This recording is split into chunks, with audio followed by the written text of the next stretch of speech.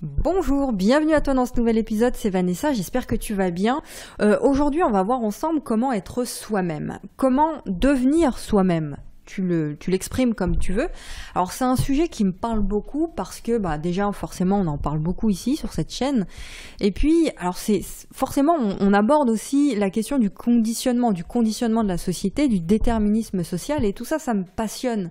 Et puis je pense que ça doit te passionner toi aussi si tu me suis.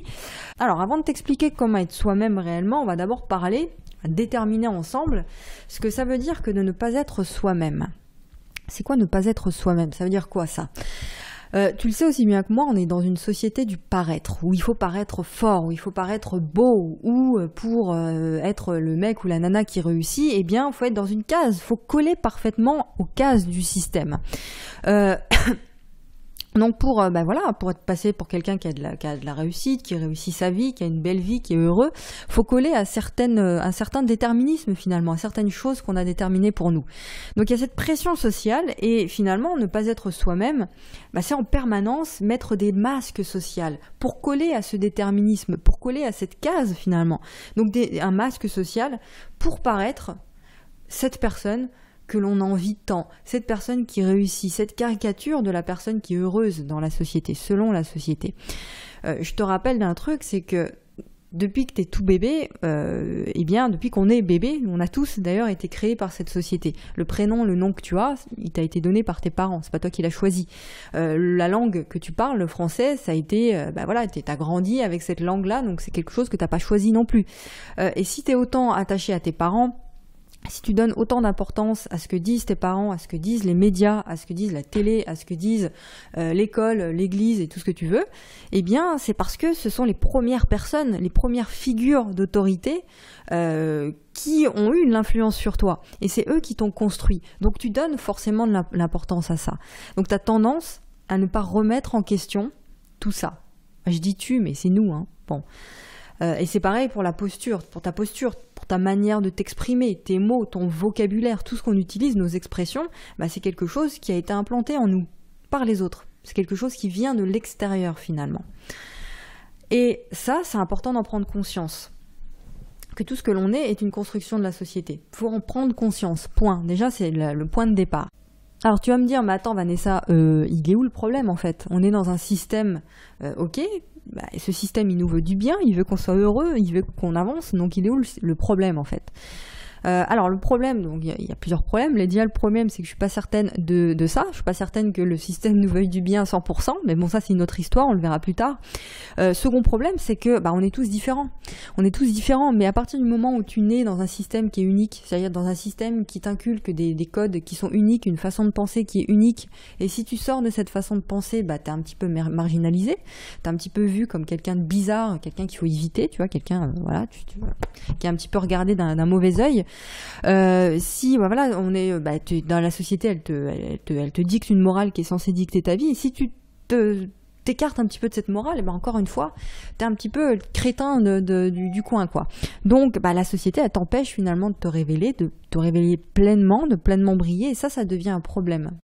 Tu te calques, en fait, tu calques ta personnalité à ce que veut la société.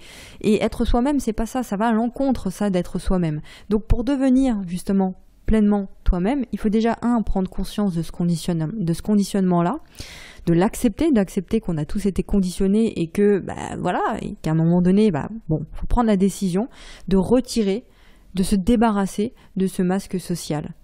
Et te retrouver avec toi-même. C'est comme si tu étais un petit peu nu finalement, parce que c'est un peu ça. Sans ce masque, tu as la capacité de te tourner vers l'intérieur. Alors bien sûr, il faut du courage pour pouvoir le faire. Il faut dépasser un petit peu son ego qui refusera en permanence que tu le fasses, que tu enlèves ce masque social, parce que ça fait peur, parce que tu te retrouves dans l'inconnu et que l'inconnu fait peur et que tu n'as peut-être pas envie de sortir de cette zone de confort finalement que représente la société, que représentent tes masques sociaux. Bon, donc, c'est cette capacité de te tourner vers l'intérieur, vers ce qu'il y a au fond de toi, avec ton cœur pur, comme il était lorsque tu étais bébé, sans peur. Et on parlera d'ailleurs dans un autre podcast de la stratégie de la peur dans un prochain podcast. On va voir pourquoi et comment d'ailleurs la société utilise une stratégie de la terreur, la stratégie de la peur pour t'empêcher de penser correctement et d'être toi-même. Donc ça ira un petit peu plus loin que ce podcast-là. Mais bon, on verra la prochaine fois. Juste un mot par rapport à la peur. Comment savoir si quelqu'un a peur? Comment savoir si tu as peur? Ça, c'est très simple. La peur, elle se manifeste par la colère, par l'agressivité, par la négativité, par la victimisation. Et tu connais certainement des personnes autour de toi qui sont tout le temps négatifs. Peut-être que c'est ton cas aussi. Bon, il n'y a pas de jugement de valeur, je t'explique juste le truc. Peut-être que voilà, tu es négatif en permanence, peut-être que tu te victimises un petit peu trop. Eh bien, ces gens qui font ça, c'est juste des gens qui ont peur et qui... pour se débarrasser de ces peurs finalement et pour ne pas mourir sous leur peur, eh bien ils mettent un masque encore une fois pour se protéger. Et donc le masque, eh bien ça passe par la colère, par le fait d'avoir énormément d'ego, par l'agressivité, par tout ça. La victimisation, c'est quelque part une façon de se protéger. Donc ne plus avoir peur, ça va t'aider aussi, c'est parvenir à prendre conscience de tout ça. Déjà, ça passe par éveiller sa conscience à ça. Et ça passe par se débarrasser de tout ça, pour être soi-même. Donc si tu n'as plus peur, si tu es bien avec toi-même, si tu as appris à te connaître vraiment, à t'écouter vraiment, tu es quelqu'un de détendu, de serein, ça se remarque, ça, quelqu'un de serein. Et bien là, tu peux te considérer comme toi-même. Tu peux te dire, voilà, je tends vers la meilleure version de moi-même. Mais après, il y a des gens qui ont peur, mais qui sont tout de même sereins. Ça existe aussi, tu vois, t'as l'impression qu'ils sont posés, ils sont sereins, et tu te dis, mais attends, comment ils font et tout. Ils ont peur, parce qu'on a tous des peurs à l'intérieur de nous, même si, voilà, t'es pleinement développé, t'es quelqu'un de développé personnellement, on a tous des peurs. Mais ce sont des gens qui ont appris simplement à se connaître et à réguler leurs émotions, à réguler la peur et à comprendre, à ne pas prendre tout pour eux-mêmes, en fait. Alors quand quelqu'un, je te donne un exemple là-dessus, quand quelqu'un t'insulte, par exemple, tu sais pas pourquoi on t'insulte, mais bon, la réaction première qu'on peut avoir, c'est tu te mets en colère aussi, et puis tu réagis en insultant la personne à ton tour, en fait. Et ça prouve une chose, ça prouve que t'es pas détendu. Voilà, c'est ça que tu manifestes, c'est ta peur que tu manifestes finalement. Et lorsque tu te connais vraiment, lorsque tu as compris comment fonctionne l'humain, comment fonctionnent les émotions, tu sais très bien que quelqu'un qui t'insulte te raconte en réalité sa propre histoire. Donc tu n'as pas besoin de prendre les choses personnellement. La réaction normale de quelqu'un qui est lui-même, c'est de rester détendu quand on t'insulte, de rester détendu quand on en a après toi.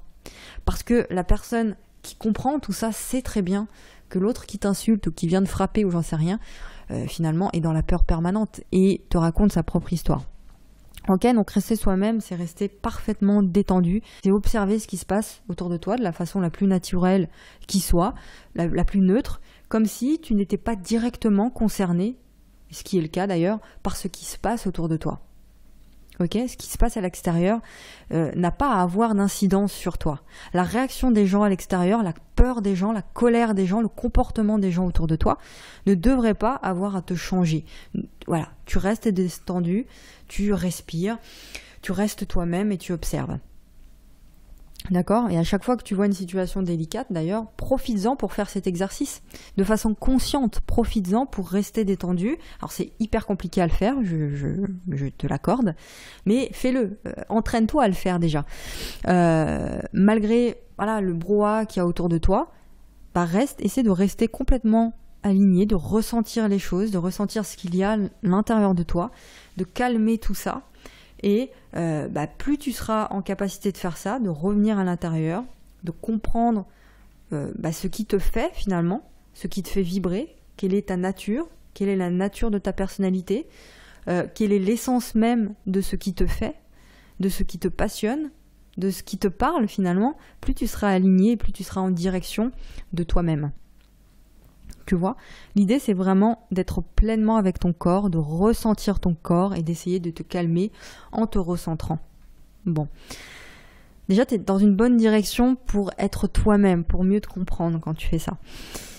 Voilà, j'espère que ça a pu t'aider, ces petites pistes. Ce qu'on va faire, c'est qu'on va se retrouver dans un prochain épisode où on va parler davantage de tout ça, plus en détail. Applique déjà tout ça, tout ce qu'on vient de voir ensemble dans ce podcast. Et puis pour aller plus loin, inscris-toi aux leçons quotidiennes, c'est gratuit. C'est le premier lien dans la description. C'est une formation continue, gratuite, où tu reçois chaque jour un email avec une leçon où on va plus en détail, encore une fois, sur tout ça. On parle de développement personnel, on parle de créer un business autour de ta passion, on parle de vivre, de gagner sa vie sur Internet, on parle de plein de choses. Tu cliques pour en savoir davantage sur le premier lien dans la description, tu t'inscris immédiatement et tu reçois ton premier email dans ta boîte mail. Voilà, je te retrouve la prochaine fois. Passe une très bonne journée. À très vite. Ciao.